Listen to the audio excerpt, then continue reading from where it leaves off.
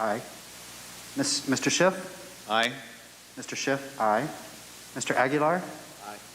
Mr. Aguilar, aye. Mrs. Murphy? Aye. It hasn't produced a conviction in decades, and it could take years to litigate. But on Tuesday, a House panel voted unanimously to hold Steve Bannon in contempt of the U.S. Congress.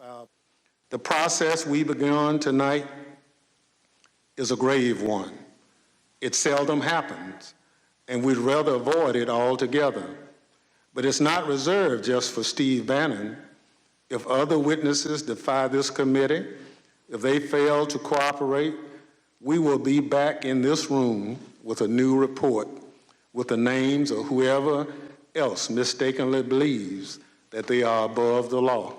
Bannon and other allies of former President Donald Trump have defied the committee's subpoenas to provide documents and testimony about the January 6th attack on the Capitol.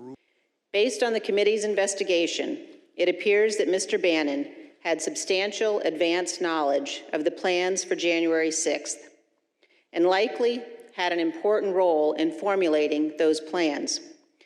Mr. Bannon was in the war room at the Willard on January 6th. He also appears to have detailed knowledge regarding the president's efforts to sell millions of Americans the fraud that the election was stolen. The House committee's decision paves the way for a full vote in the House later this week, which is expected to pass easily. It will then move to the Justice Department for consideration. If Bannon's convicted, he could face up to a year in prison. But Bannon's lawyers sought to delay the vote by a week, citing Trump's lawsuit against the National Archives, aimed at preventing the release of White House records. The committee's rejection of that request seems to have sent a clear message to Bannon and others that no one is above the law.